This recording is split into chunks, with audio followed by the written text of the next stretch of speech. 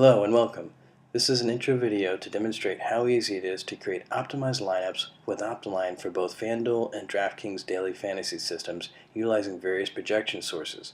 OptiLine uses a powerful mathematical solver to quickly crank through thousands of combinations to deliver the optimal lineup based on player salaries and projections for the week.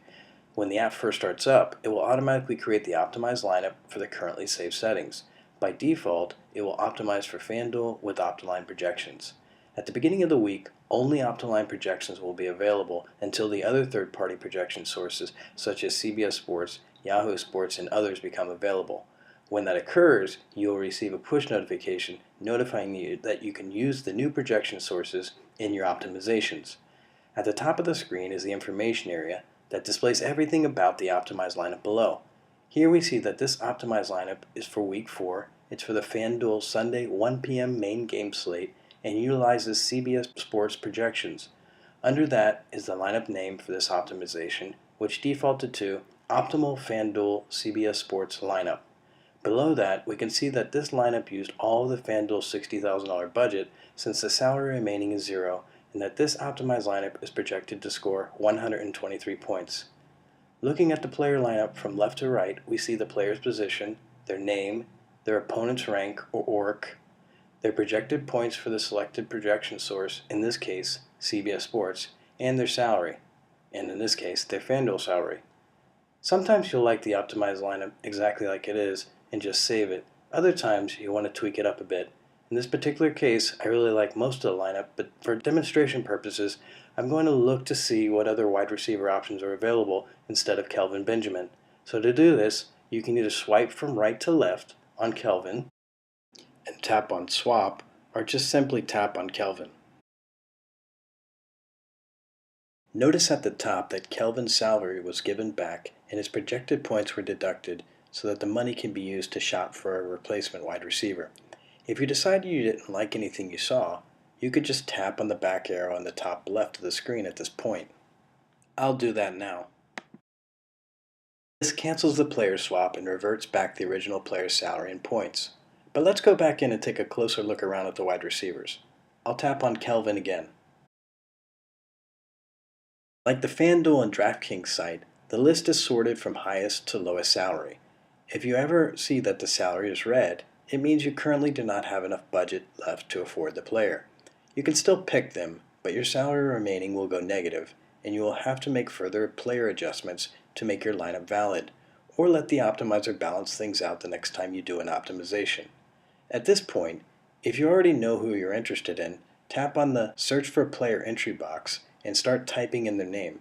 Or you can scroll through the players to check out matchups, opponent ranks, and other metrics. One receiver I'm particularly interested in this week is Emmanuel Sanders going up against a lousy Buccaneers secondary. I've scrolled down to Sanders. At this point, we can see who he is playing against, what his opponent's rank is against wide receivers. Here we see it's 31, which is next to last, indicating a very favorable matchup. We can also see his projected points, salary, and dollar cost per projected point. But before I go ahead and lock Sanders in, I'm going to tell you more about two very important metrics OptiLine surfaces. These metrics are the opponent's rank, or ORC, and their dollar cost per projected point. Let's start with the opponent's rank, or ORC. One of the key metrics to a player's success is what defense they are playing against, but not just the defense as a whole, but rather more specifically, how does the defense match up against the player's position?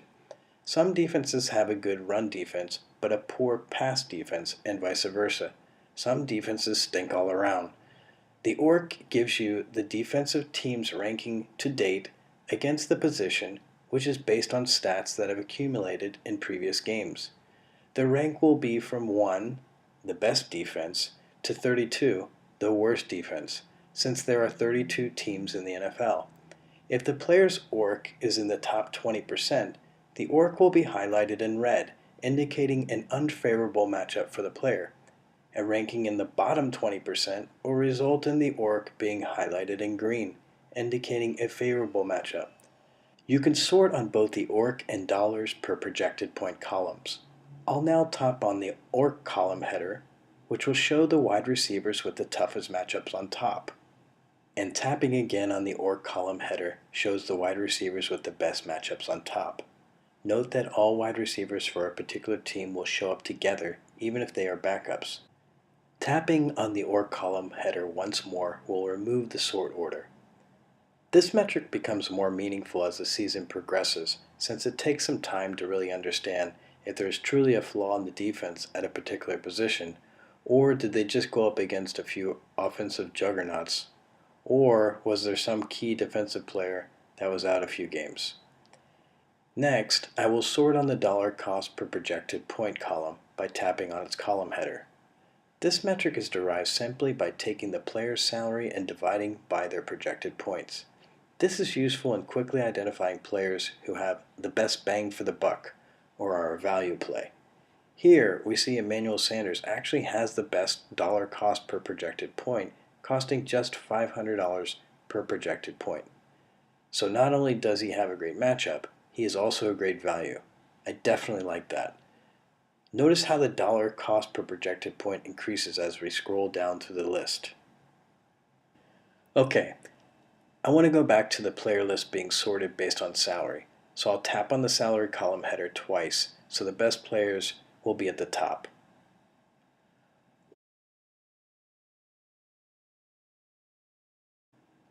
One other thing I wanted to mention about the players page is that if you see an icon to the left of a player's name, you can swipe on the players row from right to left to get more information about their status. I'll do that now on Des Bryant. And we can see that Des Bryant is questionable with a knee issue. Oftentimes, I may really like a player's matchup for the week, but if I see they are dealing with a possible serious injury, I'll usually steer clear of them. Okay, let's get back to selecting Emmanuel Sanders. This time, I'll search for Sanders by typing his name into the Search for Player entry box. And there's Emmanuel again. Now I'll tap on him to select him. And now we see Sanders has been added to the main lineup. A couple things to note here. First, you can see that the lock next to Sanders' name has been activated. This indicates to the optimizer that Sanders must be a part of the optimal lineup that is generated. And second, we have $800 in remaining salary since Sanders had a lower salary than Kelvin Benjamin. At this point, we can just save the lineup like it is, even with the surplus in salary, or we could let OptiLine try to put the extra money to work. If we tap on Optimize Now, you can see that OptiLine swapped out Stafford for Rivers, Dwayne Washington for Mark Ingram, and Antonio Brown for Kelvin Benjamin, using all of their remaining salary. This lineup looks good, but say you didn't want OptiLine to swap out Stafford. Well, you would have to manually lock him in before you optimize then. Let me demonstrate that now. First, I will tap on the Reset button to clear the lineup.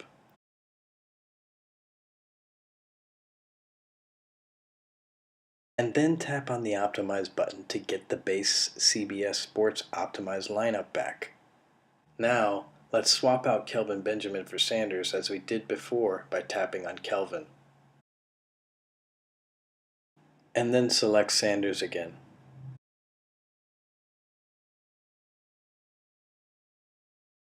Now this time, we will also manually lock Stafford by swiping on him from left to right and then tapping on Lock.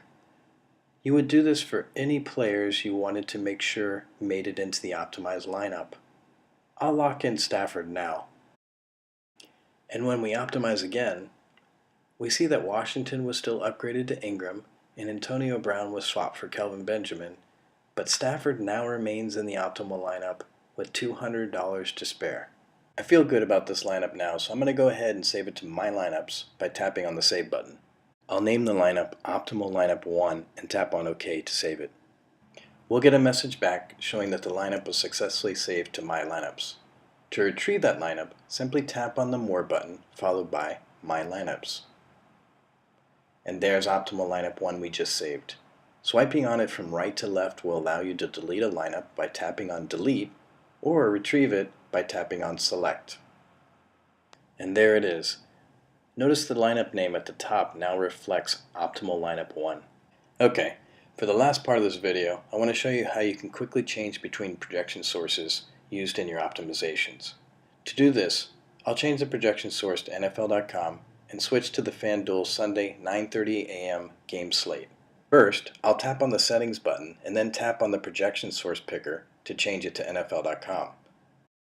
Next, I'll tap on the game slate picker to change it to the Sunday 9:30 a.m. game slate.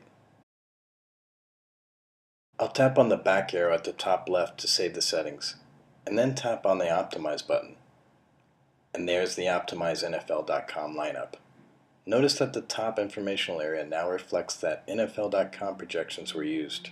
To switch to optimizing for DraftKings, simply tap on Settings and then tap on the Daily Fantasy System picker and select DraftKings. And then tap on the back arrow to save the settings, and then re-optimize. And there's the DraftKings NFL.com optimized lineup. And how about checking out the number for our optimized lineup?